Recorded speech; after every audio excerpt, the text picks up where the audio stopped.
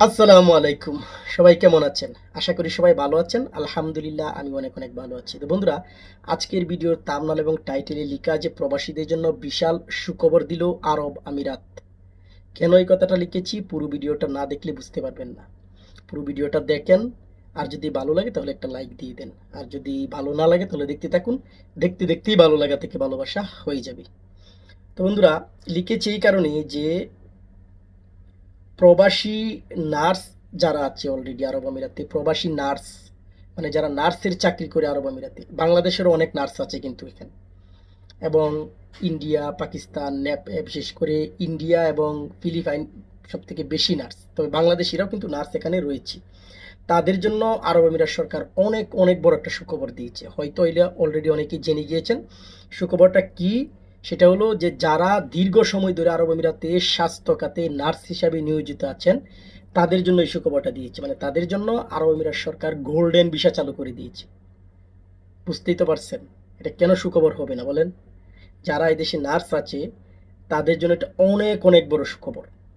এবং এটা তারা এটাও বলেছেন যে আপনার দুবাই যে প্রিন্স আছে শেখ হামদান বিন মোহাম্মদ রাশিদ আল মাখতুম, তিনি এই ঘোষণা দিয়েছেন এবং বলেছেন যে যারা অন্তত 15 বছর ধরে দুবাইয়ের স্বাস্থ্য খাতে সেবিকা নার্স হিসেবে কাজ করছে, তাদের দীর্ঘমেয়াদী রেসিডেন্সির আওতায় আনার জন্যই তারা এই ভিসা দিতে চাচ্ছে।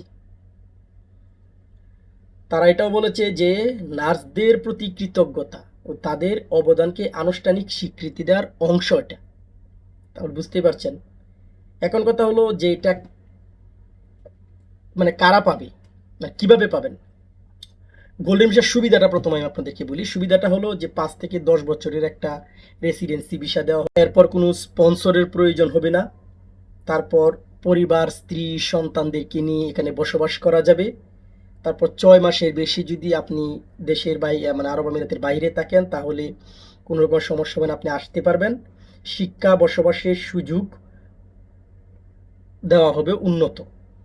এবং কারা পাবেন সেটা হলো যে কমপক্ষে 15 বছর পূর্ণাঙ্গ কাজের অভিজ্ঞতা, মানে 15 বছর আপনি নার্সে কাজ করতেছেন একেবারে 15 বছর ধরে, এই অভিজ্ঞতা আপনার থাকতে হবে এবং এরকম একটা ফাইল বা এরকম একটা পেপার অবশ্যই দেখাতে হবে আপনাকে। স্বীকৃত স্বাস্থ্যসেবা প্রতিষ্ঠানে কর্মরত থাকতে হবে। ঠিক আছে? ডিএইচএ, ডিইএইচ বা এমএইচ অনুমোদিত পেশাগত লাইসেন্স থাকতে হবে। সামনে থেকে স্বাস্থ্যসেবা প্রদানকারী হিসেবে ভূমিকা পালন করতে হবে। হাসপাতাল বা সংশ্লিষ্ট কর্তৃপক্ষের মনোনয়ন প্রাপ্ত হতে হবে।